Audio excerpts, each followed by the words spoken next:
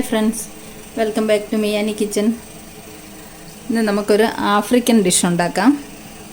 അപ്പം ഈ കപ്പ എടുത്ത് വെച്ചിട്ട് എന്താ ആഫ്രിക്കൻ ഡിഷ് എന്നൊക്കെ വിചാരിക്കും. നമുക്ക് കപ്പ കൊണ്ടൊരു ആഫ്രിക്കൻ ഡിഷ് ഉണ്ടാക്കാം. കസാവ ഫുഫു ഇപ്പം ഭയങ്കര ട്രെൻഡായിട്ട് ഓടിക്കൊണ്ടിരിക്കുന്ന ഒരു ഡിഷാണ് കസാവ ഫുഫു. നമുക്കത് ട്രൈ ചെയ്ത് നോക്കാം. അപ്പോൾ ഇത് കപ്പയാണ്, കുറച്ച് ഒരു അരക്കിൽ കൂടുതൽ കപ്പയുണ്ട്. ഇത് ഞാനെല്ലാം തൊലിയൊക്കെ കളഞ്ഞ് കൊത്തി കഷ്ണങ്ങളാക്കി കഴുകി വൃത്തിയാക്കിയിട്ടിരിക്കുക.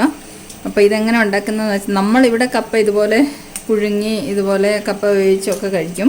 പക്ഷേ ആഫ്രിക്കക്കാർ കപ്പ കഴിക്കുന്നതെന്ന് പറഞ്ഞാൽ ഈ കപ്പ അരച്ച് കുറുക്കിയിട്ട് അത് ആ ഡിഷിൻ്റെ പേരാണ് കസാവ ഫുഫു. അപ്പോൾ നമുക്കത് എങ്ങനെ ഉണ്ടാക്കുന്നതെന്ന് നോക്കാം. ഈ കപ്പ ഞാൻ മിക്സിയുടെ ജാറിലിട്ട് നല്ലതുപോലെ അരച്ച് കൊണ്ടുവരാം. വെള്ളം ഒഴിച്ച് അരയ്ക്കണം. അപ്പോൾ നമുക്കിത് 2 ട്രിപ്പായിട്ട് അരയ്ക്കാം. ഇത് ഒറ്റ ട്രിപ്പായിട്ട് അരയ്ക്കാൻ പറ്റത്തില്ല. കുറച്ച് വെള്ളം ഒഴിച്ച് ഇതാദ്യം അരച്ചുകൊണ്ട് വരാം. നമ്മുടെ കപ്പ ഇവിടെ അരച്ച് കൊണ്ടുവന്നിട്ടുണ്ട്. നല്ലതുപോലെ അരച്ച് കുറുക്കി കൊണ്ടുവന്നിട്ടുണ്ട്. ഇതിനകത്തേക്ക് നമുക്ക് ആവശ്യമുള്ള ഉപ്പിട്ട് കൊടുക്കാം. ഒരു 1/2 സ്പൂണ് ഉപ്പിട്ട് കൊടുക്കാം. കുറച്ചും കൂടെ വെള്ളം ഒഴിക്കേണ്ടി വരും, കാരണം കപ്പയ്ക്ക് നല്ല കുറുകി വരുമ്പോഴത്തേക്ക് വെള്ളം കുറവാണെങ്കിൽ കട്ട പിടിച്ച് പോകും. അപ്പോൾ നമുക്ക് കുറച്ചും കൂടെ വെള്ളം ഒഴിച്ചു കൊടുക്കാം ഇതിനകത്തേക്ക്.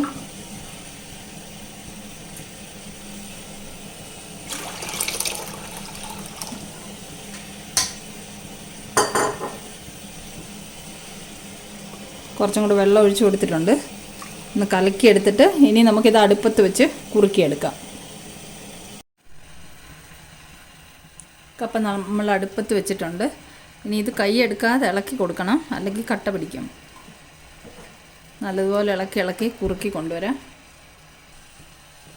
നമ്മുടെ കസാവ ഫുഫു തിളച്ച് വന്നിട്ടുണ്ട്, കുറുകി വരുന്നുണ്ട്. ഞാനിപ്പോഴും ഇളക്കിക്കൊണ്ടിരിക്കുക. കൈ എടുക്കാതെ ഇളക്കണം. കുറുകി വരുന്നുണ്ട്. ഇനി നമുക്കൊന്ന് ഫ്ലെയിം കുറച്ച് വെക്കാം. ഇത്ര നേരം ഞാൻ ഹൈ ഫ്ലെയിമിലായിരുന്നു ഇട്ടിരുന്നത്. ഇനി ഇളക്കി കുറുക്കിയെടുക്കാം. ഇനി നല്ലതുപോലെ കുറുകി വന്നിട്ട് കാണിച്ചു തരാവേ. നമ്മുടെ കസാവ ഫുഫു ഇവിടെ കുറുകി വന്നിട്ടുണ്ട് പാകത്തിന്. ആക്ച്വലി കുറച്ച് വെള്ളം കുറച്ചൊഴിച്ചാൽ മതിയായിരുന്നു. ഞാൻ വെള്ളം ഒഴിച്ചത് ഒരല്പം കൂടിപ്പോയതുകൊണ്ട് കുറച്ച് ടൈം കൂടുതലെടുത്ത് കുറുകി വരാൻ.